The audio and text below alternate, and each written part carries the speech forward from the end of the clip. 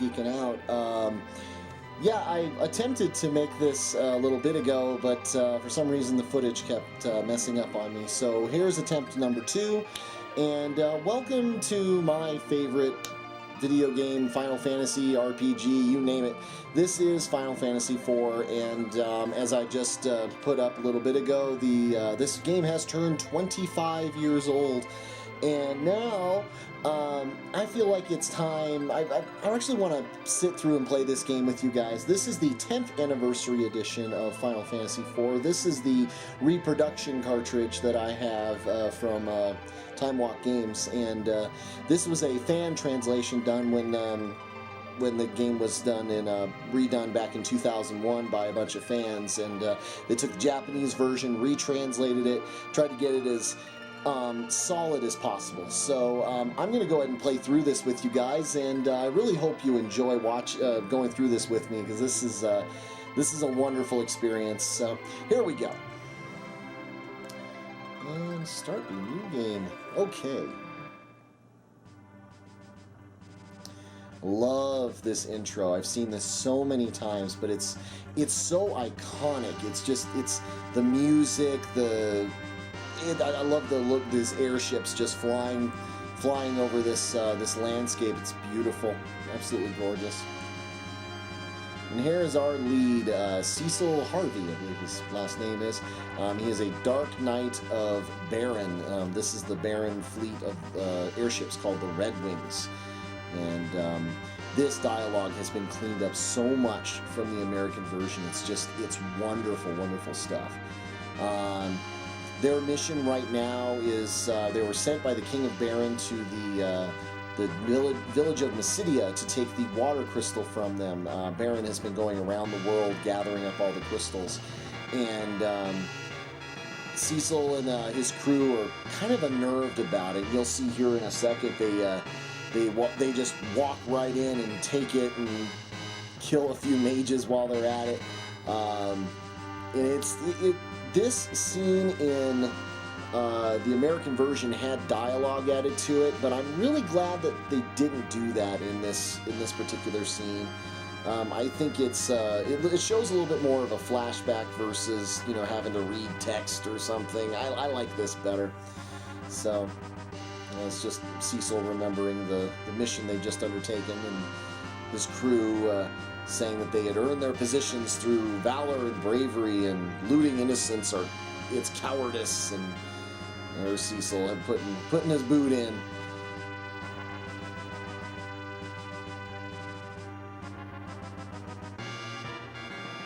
He's such a cool character. Even in the face of this, he's trying to be a good leader, and that's something you don't see in a lot of Final Fantasy characters, at least main characters. This is the only time I've really seen it, where your lead character is in a position of authority, and he's part of an army and whatnot. You don't see that very often, and to have it be such a high position. Uh-oh, the ships are being attacked. Monsters! Battle stations! I love that. And of course, Cecil just kicks ass and burns everything. It's surprising to me that in this intro sequence he uses items instead of his actual abilities. It's kind of weird. Here comes more!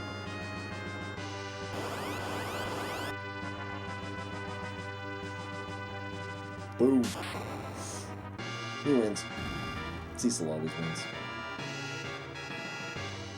Is everyone alright? Yes, sir. They're talking about how the monsters are...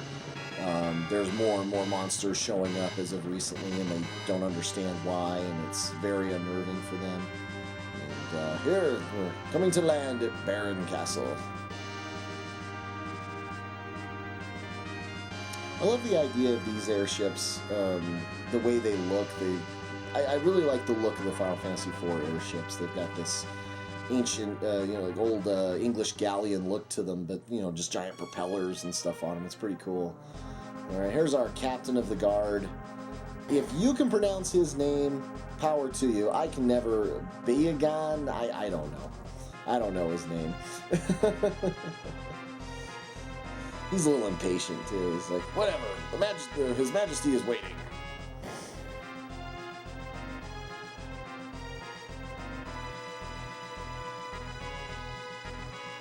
Again, I mean, all of this music is it's so nostalgic for me. It just brings you right back. You're in the Baron Castle music and the Red Wings theme, everything. It's just awesome. Your Majesty, it seems Cecil has developed a distrust of the throne. That's because you're a jerk.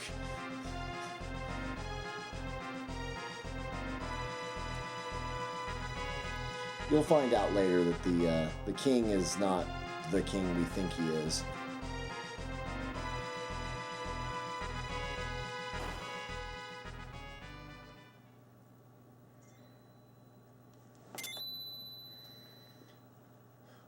It appears to be genuine.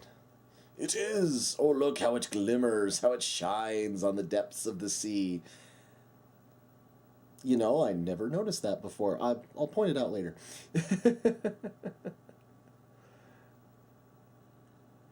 You may leave. No, I don't think so. No. Okay, here we go.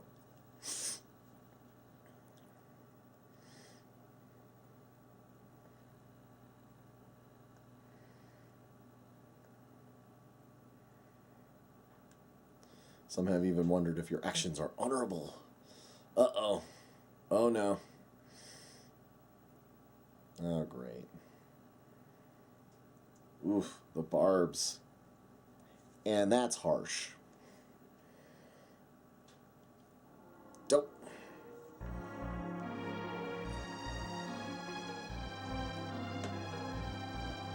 Right, the phantom beasts that haunt the upper valley. Well, okay. And here's our next character. This is Cain. What I've noticed in this game, the retranslation, is that there is a change in some names, a lot of references, Judeo-Christian references. The spell holy is changed to white. Cain's name here is spelled with a C, which I think is a reference to the Cain of the biblical Cain and Abel, versus in the American version his name is spelled with a K. That's more familiar to me, but I can see what they did there. And another one of the characters, she has a spell called pray. That's another one that you just don't see. So now Cain shows up. He's Cecil's friend. He was trying to say, hey, wait, no, this isn't cool. And then he got roped in with the king and roped in with Cecil here. And now they have to go to they have to go to the village of Mist and fight a phantom beasts. I don't know. And now that's their mission now. So Cain's gonna take care of stuff, and I'm gonna go sleep. All right, now we finally have control of Cecil here. So we're gonna head back down into the castle. Now to the left and right here, these stairs, they take us to like these training rooms. I'm not gonna bother with those because I know how to play this game, but I am gonna go in here and pilfer a bunch of stuff. 480 gold, an ether, and a tent. All right, now over this way. This is the other half of the castle. I won't be able to explore this right now, but that guy's blocking that door, and then these two, this guy, and there's another guy down there. Those are the engineer Sid's workers. And you go down and talk to them. They'll complain about like work conditions and stuff, and it's kind of goofy. But we're gonna move over this way, and we're gonna meet our next character. This is Rosa, Cecil's lover, girlfriend. Wonderful character, one of the best healer, the best healer in the game.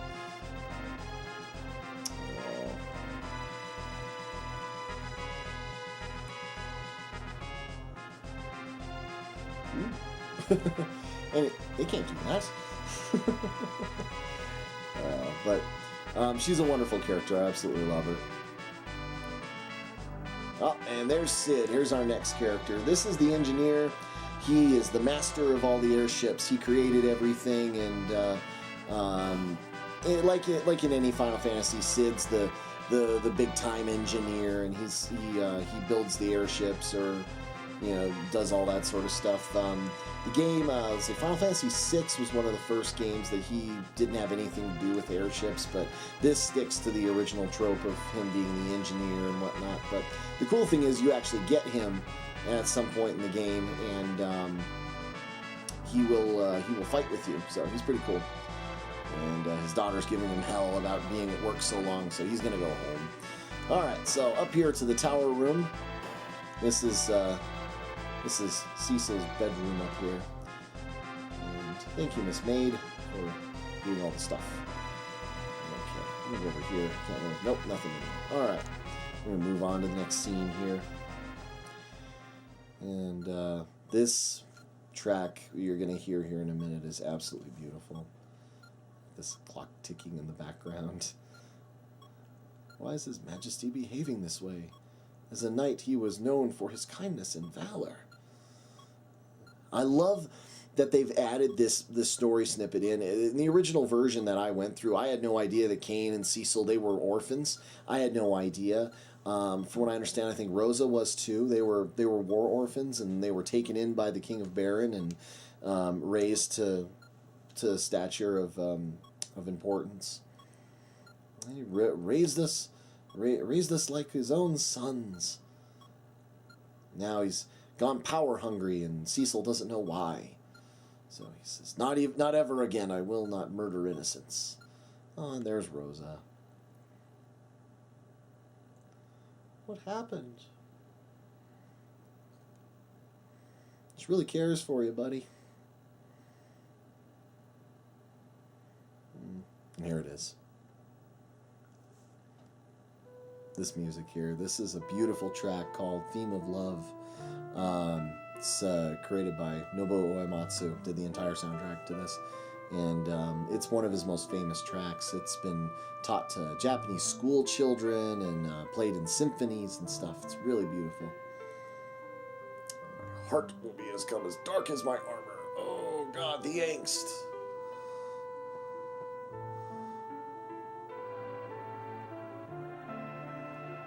She cares about you, buddy.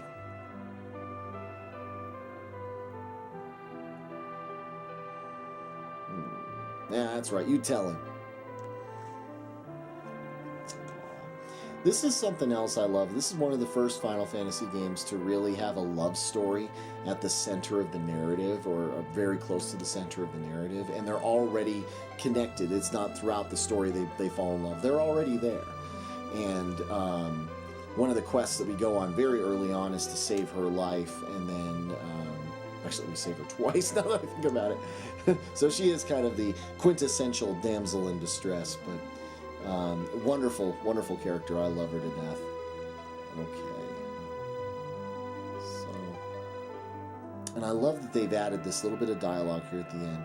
They stopped it right here. It's like, I'm only a dark knight. What can I do? That little bit right there is just makes this dialogue so much better than it has been in the past. I'd have to show you. If you've ever played the other one, the dialogue is not nearly as good. All right, so here we go. Cain and Cecil heading out to kill some monsters.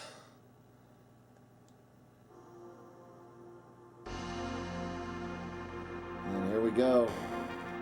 Start of the theme of Final Fantasy that goes throughout so many of the games. This beautiful theme song.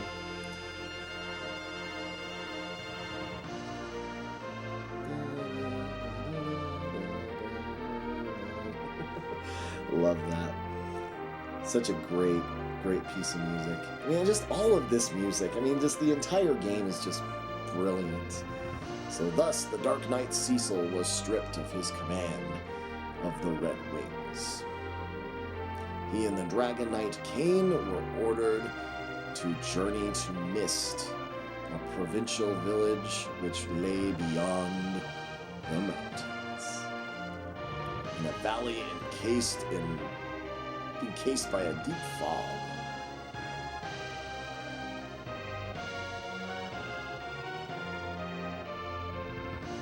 Airships. Flight long had been an unattainable dream of mankind.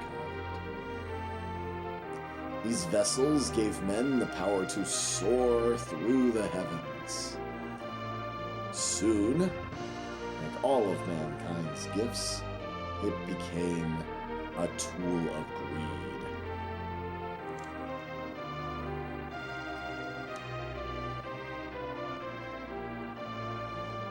The country of Baron became the world's strongest military power through their airships, the Red Wings.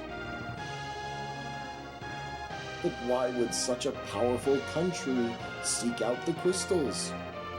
I don't know. What power do they hold? Why does mankind corrupt every realization of its dreams? It's a good question, that. And why are the monsters increasing even in daylight? I don't know.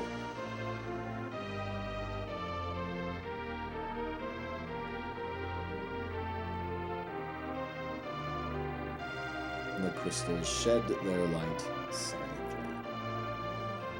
Don't know what that means. Okay, so that is the start of Final Fantasy IV. I hope you guys will come and join me for the rest, and thank you for watching.